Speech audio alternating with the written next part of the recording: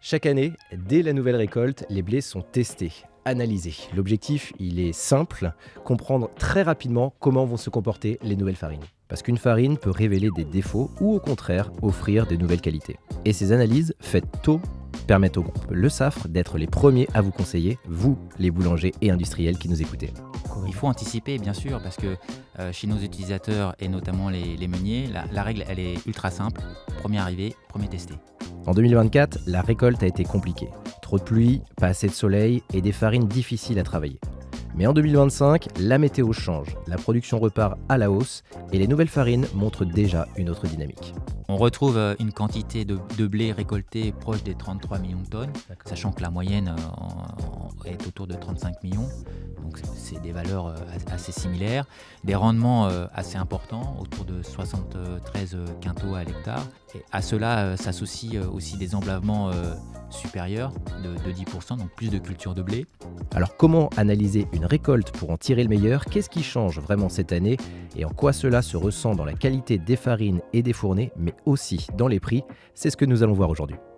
Bienvenue dans 100% Fermentation, le podcast Le Safre Panification France.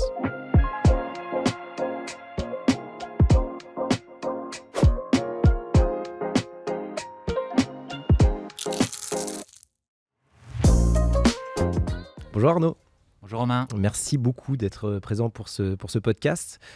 Première question, est-ce que tu peux m'expliquer quel est ton rôle chez Le Safre? Oui, bien sûr, avec plaisir. Donc Arnaud Coinon, j'ai rejoint l'équipe de Le Safre Panification France depuis maintenant presque 18 ans et j'anime le secteur de la meunerie pour la France et également la moitié du business en levure pour les industriels. Bon, on va parler des farines dans cet épisode. C'est vrai que la farine, c'est un véritable produit vivant, c'est pas figé. Elle évolue, que ce soit avec le climat, les sols, les variétés de blé. Et c'est vrai que chaque récolte a un impact directement sur les recettes, que ce soit pour les boulangers ou les industriels. On va voir ensemble ce qui va changer en 2025, comment la météo, les précipitations ou encore les marchés mondiaux influencent-ils la récolte. Et surtout, en quoi ça se ressent sur la qualité des farines dans les fournées, mais aussi au niveau des prix. Est-ce que tu es prêt, Arnaud? Prêt, Romain. Allez, on est parti. Première question, déjà, pourquoi c'est si important pour Le Safre d'étudier chaque année, avec précision, la qualité des récoltes de blé? Alors, il faut savoir que Le Safre est présent sur l'ensemble des marchés qui utilisent la farine. Les marchés de la meunerie, les marchés de l'industrie, du négoce et des chaînés. Et donc on se doit de les accompagner au fur et à mesure que les blés arrivent dans les maquettes et d'être prêt à aider les utilisateurs, que ce soit l'industriel et également l'artisan, dès les premières fournées. À quoi ça sert d'anticiper? Il faut anticiper, bien sûr, parce que chez nos utilisateurs et notamment les meuniers, la règle, elle est ultra simple. Premier arrivé, premier testé. Ok. C'est assez clair. Voilà. Bon, moi ce qui m'intéresse aussi, c'est de savoir comment vous faites pour réunir toutes ces informations aussitôt, avoir toutes ces informations. C'est quoi vos sources concrètement, Arnaud? Alors, il n'y a pas de secret, mais on a établi un plan d'études et d'analyse sur 2 segments. Le premier, c'est le découpage de la France en plusieurs régions calé sur 2 critères qui sont l'offre et les pratiques boulangères, puisqu'on n'a pas le même pain dans le nord de la France que dans le sud, et également le choix et l'offre variétale de la région considérée. Donc on travaille sur en moyenne 5 à 6 régions. Et comment ça fonctionne pour avoir toutes ces informations? Vous vous rapprochez de producteurs, de meuniers? Tout à fait. Alors dans chaque région, on va isoler le premier meunier capable d'écraser une mouture industrielle avec au moins 75% de blé nouveau. Et dès que cette base est à disposition, on l'emmène dans notre centre d'analyse, le Baking Center, pour pouvoir étudier l'ensemble des critères technologiques et biochimiques de la farine. Et ça se fait à quel moment de la saison concrètement? Alors, c'est là que le temps est assez court, puisque chez nous, on s'est mis pour être en place dès le premier lundi qui suit le 15 août, afin de favoriser les vacances de chacun et de chacune. Mais ça nous permet d'être dans les temps pour restituer l'ensemble de ces informations. C'est clair. J'ai parlé en introduction de la météo, tous ces facteurs qui influent sur les récoltes et les farines. Est-ce que tu pourrais m'en dire plus? Quels sont ces différents facteurs? Alors, il y a beaucoup de facteurs qui peuvent jouer sur la récolte. La météo est essentielle. D'ailleurs, on la suit sur l'ensemble du mois de juin, qui nous permet de donner comme information éventuellement et surtout le risque sanitaire. Et on voit que cette année, avec le déficit hydrique, ça a été assez délicat. Bon, Arnaud, maintenant, je te propose qu'on revienne un petit peu en arrière sur la récolte 2024. Je crois que cette récolte, elle a été compliquée. Concrètement, qu'est-ce qui a marqué cette campagne et comment ça a influencé sur la qualité du blé? Alors 2024, c'était carrément catastrophique. Ah ouais. En termes de quantité, on est tombé à autour de 25 millions de tonnes. Donc ça a déjoué tous les enjeux économiques au travers de l'exportation.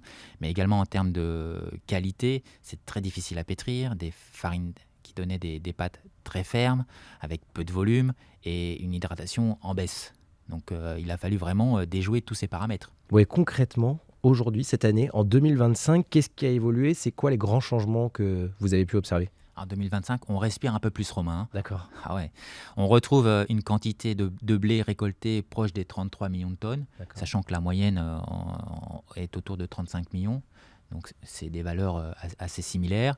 Des rendements assez importants, autour de 73 quintaux à l'hectare. Et à cela s'associent aussi des emblavements supérieurs de 10%, donc plus de culture de blé.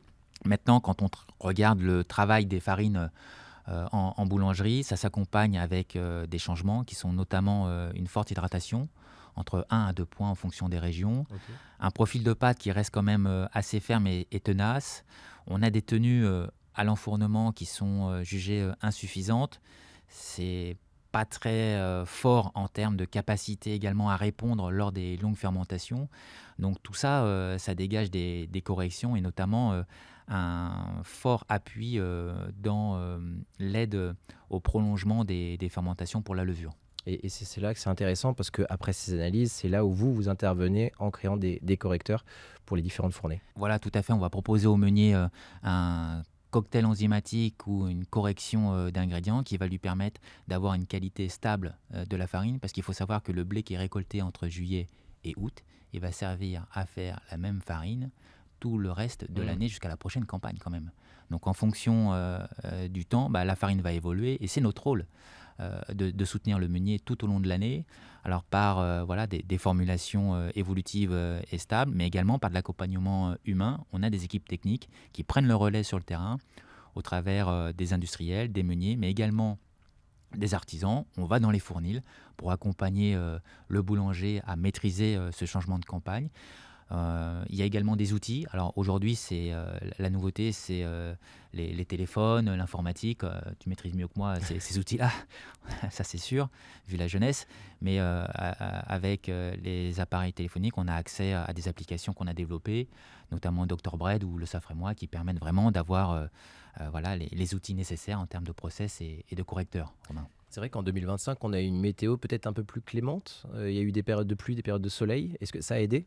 Alors oui et non. Alors ça a aidé pour la population parce qu'il a fait très beau et très chaud Ouais. sur le mois de juin. Il a plu juste au début du mois de juin, ce qui veut dire que les cultures ont connu malheureusement un déficit, alors qui est chiffré autour de 20% au niveau national, mais on peut aller bien plus haut, même sur des valeurs de 60% sur certains relevés dans le nord de la France. Ce qui veut dire que la culture a vraiment souffert au niveau hydrique, a été très stressée.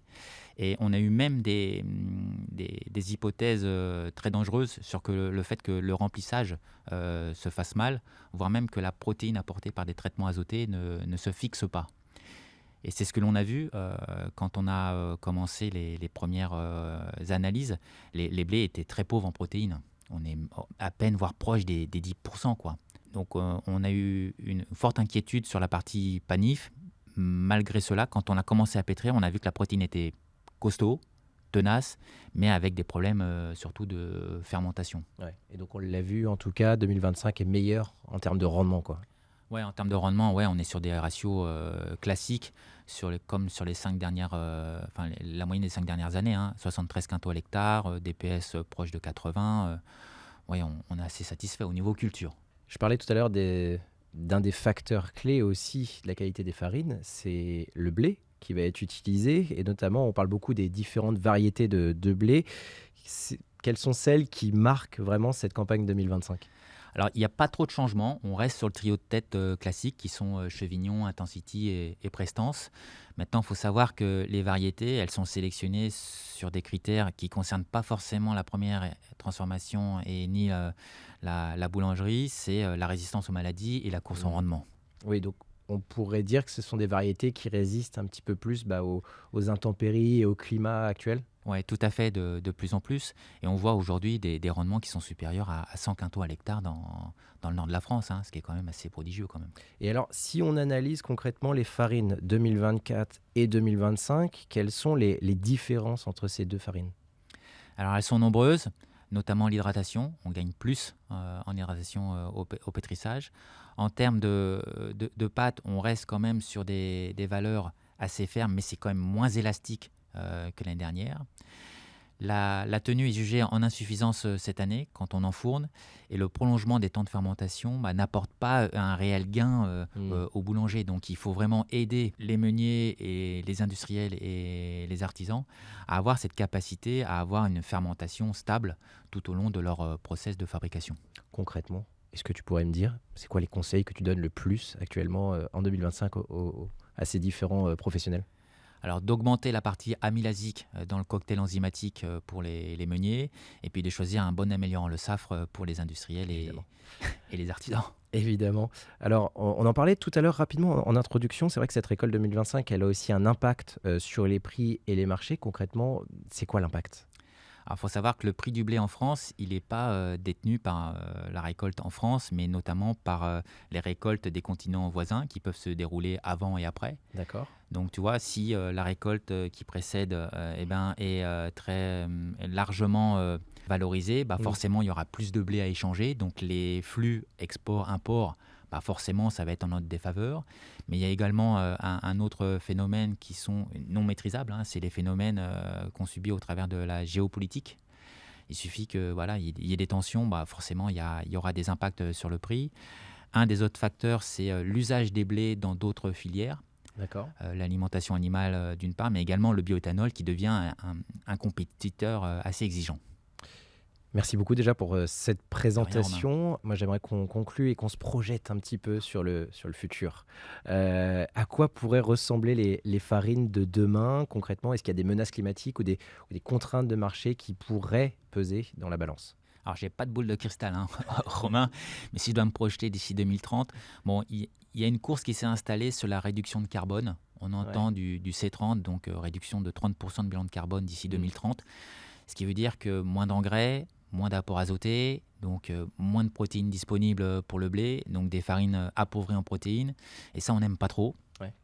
Et après, on sait que les futures variétés, c'est des variétés qui vont être très résistantes aux maladies, avec beaucoup de rendement. Et généralement, ça s'accompagne avec des pâtes qui sont très difficiles à pétrir. Très bien. Voilà, Bon, Romain. eh bien, on va voir. On verra tout ça. Suspense. Merci beaucoup Arnaud pour cet échange. Merci à toi, Romain.